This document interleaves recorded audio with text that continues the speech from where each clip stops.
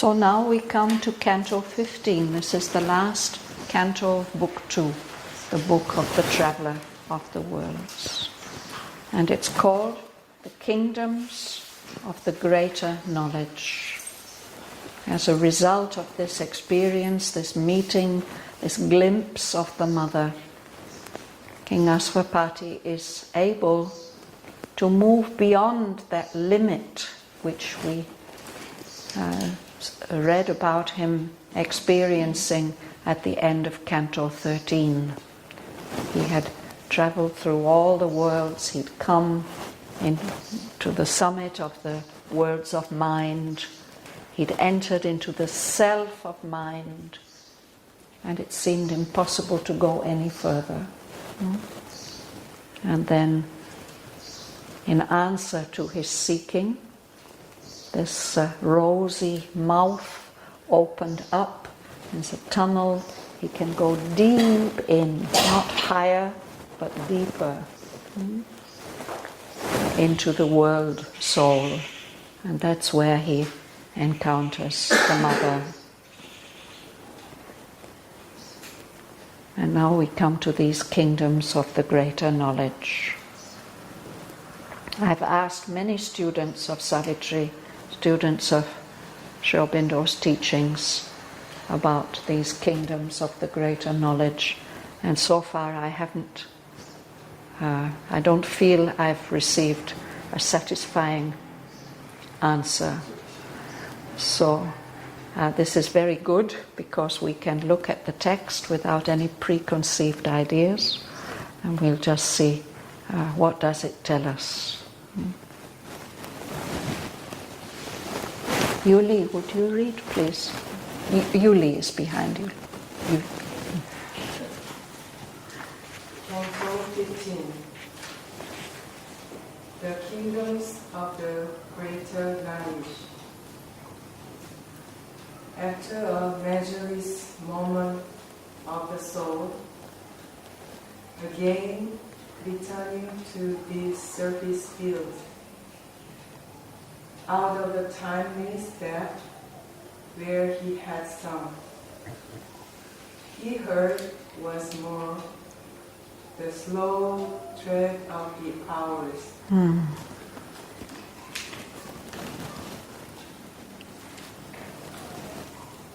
So he's unconscious.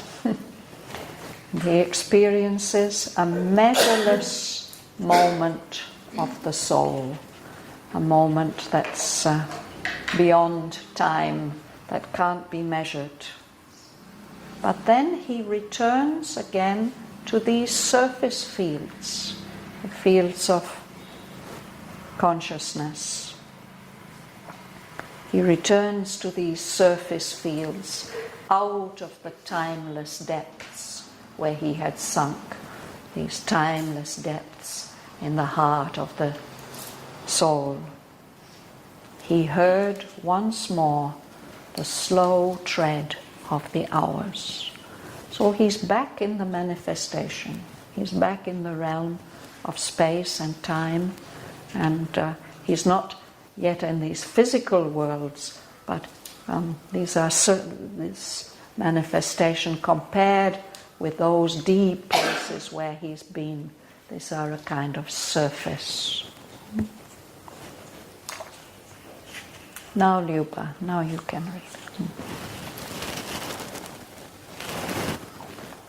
All ones perceived and lived was barley. Himself was to himself his only sense. Seen, his only seen. Oh, sorry, seen. You can read the next 3 lines as well. Above the ethers and his universe, he stood in a realm of boundless silences, awaiting the voice that spoke and built the wings. Yes. No, that's fine. Let's look at these 2 sentences. So all once perceived and lived was far away. He's returned back into these surface fields, into time and space, but everything that he had previously experienced seems very, very far away. And in fact, what he's really aware of is only himself. Himself was to himself his only scene. The only scene, the only landscape or that he can perceive, it's his own existence. And he's standing in a realm, an area, a kingdom of boundless silences that is above the universe of the witness, of the Purusha, this dual consciousness of observation and objective world. He's beyond that. He seems to be in a kind of between world. He's that realm of boundless silences seems to be waiting for the creative voice, the voice of creation, the voice that spoke and built the worlds. So in some way, although he's in time again, although he seems to be in surface fields, it's beyond, it's above the universe as we know it. Danny. A light would crown him wide and absolute,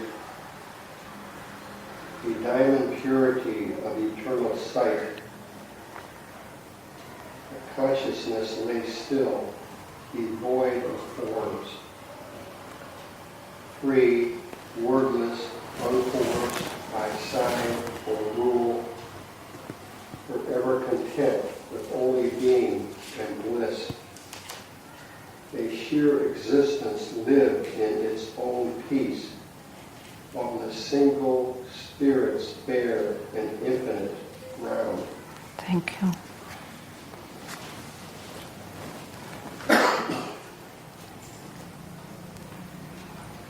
A light was round him, wide and absolute.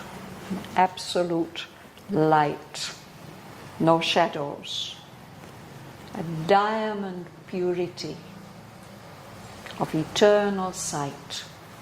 So it's perhaps the kind of vision, the sight that the Lord has. And there he's aware of consciousness, a consciousness that is still, which is empty of all forms. That consciousness is not formed into qualities, into shapes, to colors, sounds. It's free. It's wordless, uncoerced by sign or rule. There's no kind of determinism of this consciousness. It's an absolutely free consciousness beyond all qualities, all conditioning, all determinism. And that consciousness is forever content with only being and bliss. When we have these words coming together, being, consciousness, bliss, we have to think of Satchidananda, which is the highest state or the highest plane.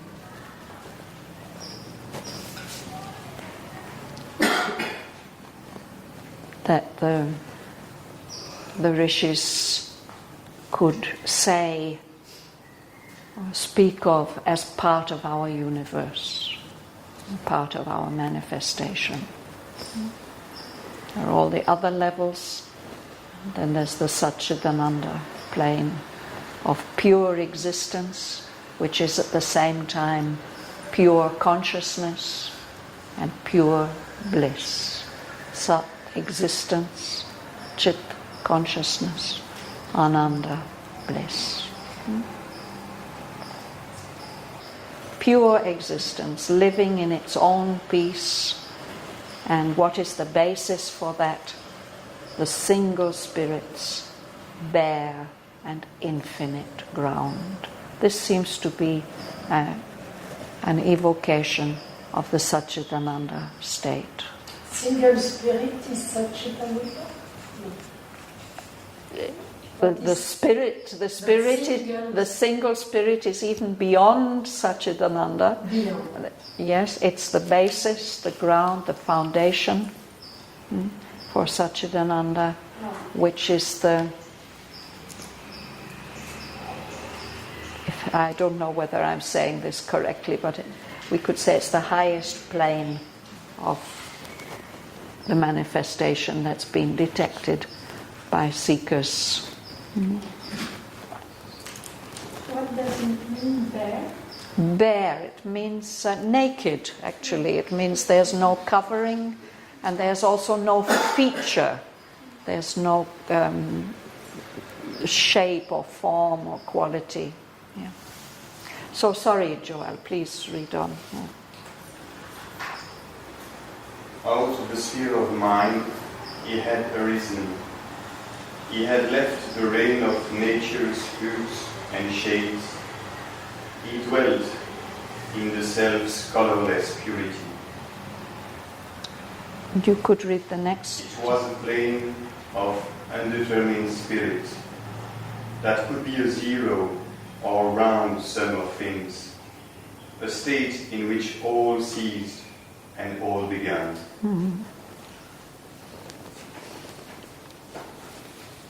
So in a way, this is a little bit similar to that self of mind. But here Sri Aurobindo is telling us it's beyond. No? He's risen out of the sphere of mind. It's the experience of the self on a higher plane than the plane of mind. He has come out of the rule of nature's colors and shades. He's dwelling in his self, in the pure self, the colorless purity of the self, but on a higher level than that experience of the self of mind which he had earlier. And where he is now is this plane of undetermined spirit that hasn't been coerced by any sign or rule. No word of creation has been spoken to express this spirit in any form.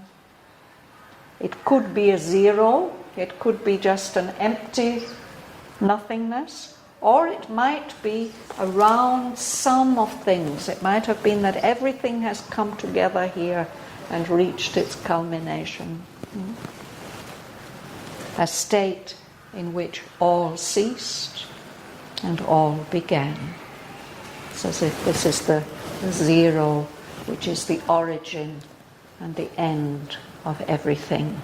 This zero which is full, which is packed with all the possibilities, infinite possibilities of the Supreme, of the Spirit.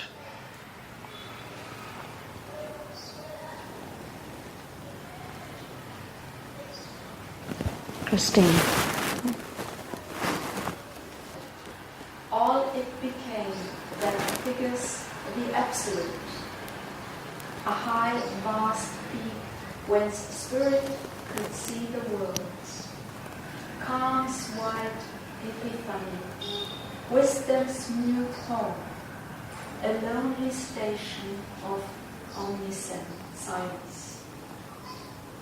A divine A diving board. a diving board of the Eternal's power. A white floor in the house of all the light. So this state in which all ceased and all began is the state which becomes everything. It becomes all these things which are images of the Absolute. All it became that figures the Absolute. It's the origin of all forms and figures and images. It's a high, vast peak, the top of a mountain, from which spirit can look down and see all the worlds. So on the top of that peak, there's a wide epiphany, a wide expression. An expression of calm. It's the silent home of wisdom. It's a lonely station, a place where all knowledge, the power of all knowledge, omniscience, can... I suppose you have to reach that peak before you can have omniscience, before you can know everything. At the same time, it's a diving board. It's the place from which the Eternal's power can dive down into the manifestation, into the world. And it's a white floor. Above it is the house of all delight. The floor, is the bottom. So it's a diving board, but that diving board is the floor of the house of all delight.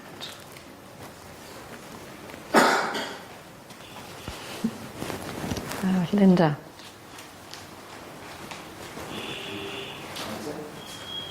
Linda first, then you can read. It came the thought that passes beyond thought. Hear the still voice which our listening cannot hear. The knowledge by which the knower is the known. The love in which below and lover are one. Yes, thank you. So on that high, vast peak, on that plane of undetermined spirit, here came the thought that passes beyond thought. That's not a product of mind, it's another kind of thought. Here comes the still voice which our listening cannot hear. That mysterious voice of command.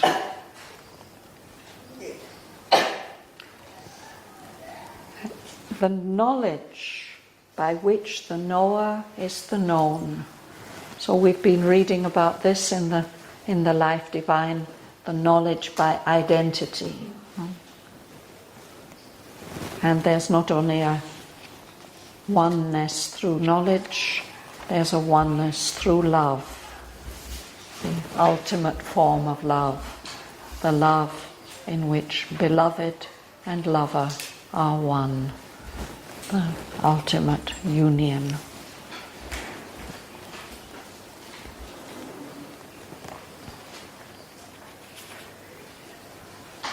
Yes, Basuji, please continue. All stood in an original plenitude, hushed and fulfilled before they could create. The glorious dream of their universal acts. Here was engendered the spiritual birth. Here closed the finite call to the English. Thank you.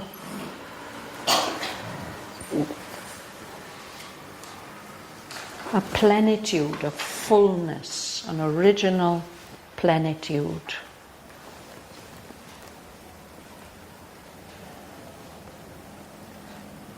I'm just trying to remember, there's a Sanskrit sloka which says, this is the fullness, that is the fullness, everything is the fullness. If we take fullness out of the fullness, only fullness remains. I don't remember the Sanskrit, sorry. Please, yes, you can.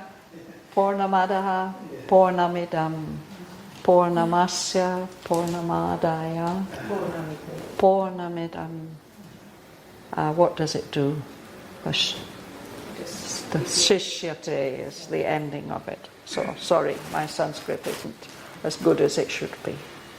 So, that's what is there, this original plenitude. Everything is there. Everything is there, silent, hushed, and fulfilled. All those potentialities of spirit, absolutely fulfilled. Before they could create the glorious dream of their universal acts, before they start this dream, this play of the manifestation. They will express themselves in dream forms in the universe. So this is the place from which the spiritual birth into time, space, individuality, limited being is started. And here closes the finite's crawl to the infinite, the whole process of climbing back up slowly through the process of evolution, through all the eons, back to that original state from which everything has come. So this is the Alpha, the beginning, and the Omega, the end. And Dr. Kyung? 1,000 roses lift into eternity, or singing when he guarded veilless face. Two contrasting possibilities. No?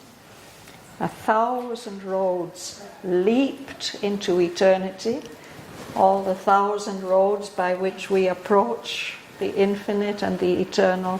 Here is where they can take off, leap into eternity, or they may choose to run to meet the veilless face of the divine.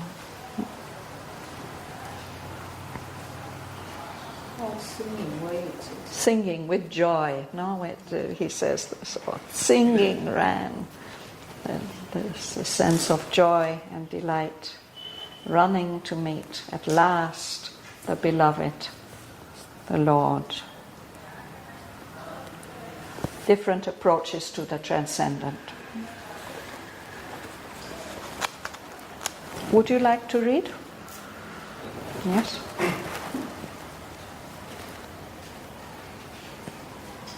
The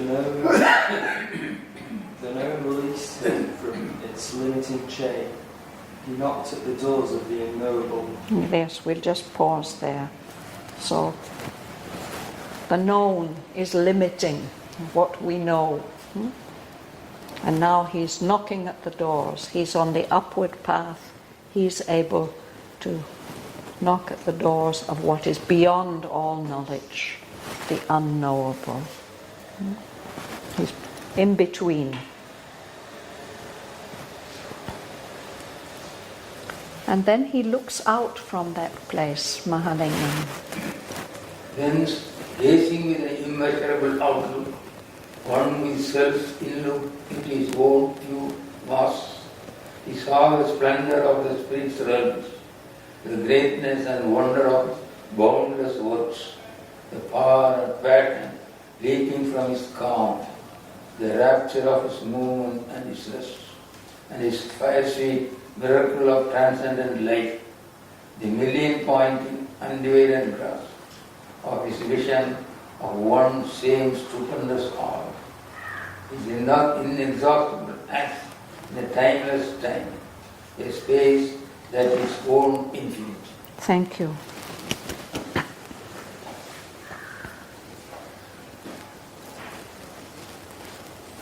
So in that state, on that plane where he is, he can look out with an immeasurable outlook. His looking out is not limited because it is one with self's inlook into its own pure vasts. Everything that he looks out into, what we could say the objective, is in fact subjective. This is all within his own vast self. He's seeing everything as part of himself.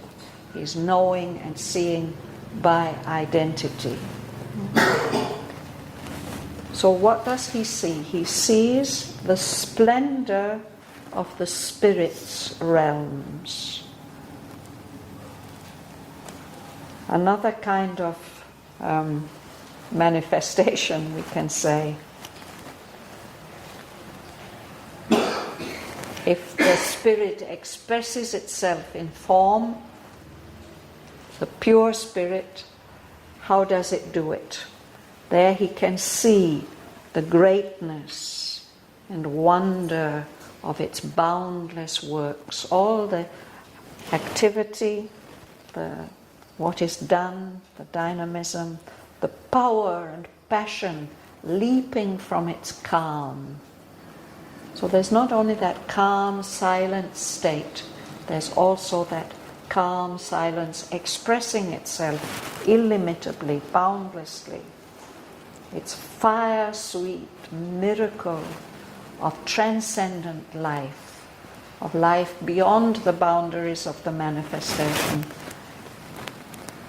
The million-pointed, undivided grasp of its vision of one same stupendous all.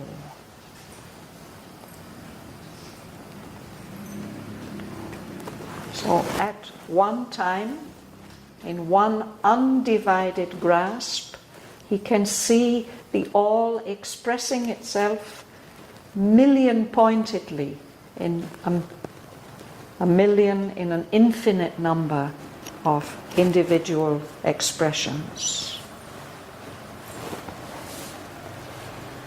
And there's also this undivided grasp of its inexhaustible acts in a timeless time. A kind of spreading out like time, but it's limitless. All the things that are done can be done by the Spirit in that timeless time. A space that is its own infinity. So it's a kind of time and space quite different from what we experience here. The splendor of the Spirit's realms. We'll stop there for today. So let's read together from the beginning of Canto 15. The sentence you didn't say, the rapture of its moment can be expressed. Oh yes, these the rapture, the delight. There's calm, there's rest, there's repose, and there's also the delight of movement. Thank you, Dhanalakshmi. After a measureless moment of the soul, again returning to these surface fields out of the timeless depths where he had sunk, he heard once more the slow tread of the hours. All once perceived and lived was far away. Himself was to himself his only seen. Above the witness and his universe, he stood in a realm of boundless silences, awaiting the voice that spoke and built the worlds. A light was round him, wide and absolute, a diamond purity of eternal sight. A consciousness lay still, devoid of forms, free, wordless, uncoerced by sign or rule, forever content with only being and bliss. A sheer existence lived in its own peace, on the single Spirit's bare and infinite ground. Out of the sphere of mind he had arisen. He had left the reign of nature's hues and shades. He dwelt in his self's colourless purity. It was a plane of undetermined spirit that could be a zero or round sum of things, a state in which all ceased and all began. All it became that figures the Absolute. A high, vast peak whence spirit could see the worlds. Calm's wide epiphany, wisdom's mute home, a lonely station of omniscience, a diving board of the Eternal's power, a wide floor in the house of all delight.